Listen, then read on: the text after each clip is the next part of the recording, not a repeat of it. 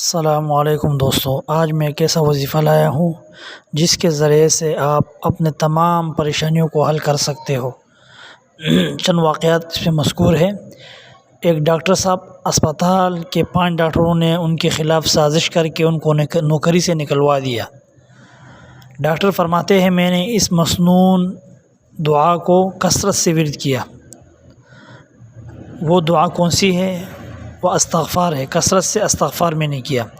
استغفر اللہ الذی لا الہ الا هو الحی القیوم واتوب الیہ۔ ڈاکٹر فرماتے ہیں چند دن میں نوکری بحال ہو گئی اور حاسدوں کا ایسا برا حشر ہوا کہ اللہ تعالیٰ کی پناہ۔ ایک خوش نصیب جوڑا ہے مگر بے اولاد ہے، دنیا کے کئی ملکوں میں علاج کرایا مگر لا حاصل۔ پھر قرآن مجید کی یہ آیت جب اس نے سنی،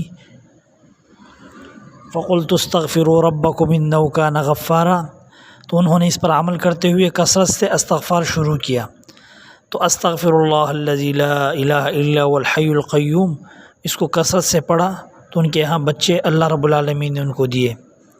ایک خاتون ہے جس سے اس کا خاوند روز جھگڑتا تھا، اس نے بھی کثرت سے استغفر اللہ الذی لا الہ الا هو الحی القیوم واتوب الیہ، تو اس کا مسئلہ بھی حل ہو گیا، خاوند کے دل میں اس کے لیے محبت پیدا ہو گئی۔ تو یہ ایک ایسا وظیفہ ہے جو تمام پریشانیوں کا حل ہے۔ ایک عورت کو کینسر ہوا، اس نے کثرت سے استغفر اللہ الذی لا الہ الا هو الحی القیوم واتوب الیہ، تو جب اس نے ٹیسٹ کیے دوبارہ تو کینسر کا نام و نشان تک نہیں تھا۔ تو بہت سے واقعات مذکور اس حوالے سے، اور قرآن مجید میں بھی اللہ رب العالمین نے فرمایا، یہ قرآن مجید سے وظیفہ ثابت ہے کہ یہ تم کثرت سے استغفار کرو، میں تمہیں اولاد بھی دوں گا، مال بھی دوں گا، اور اوپر سے بارش بھی برساؤں گا۔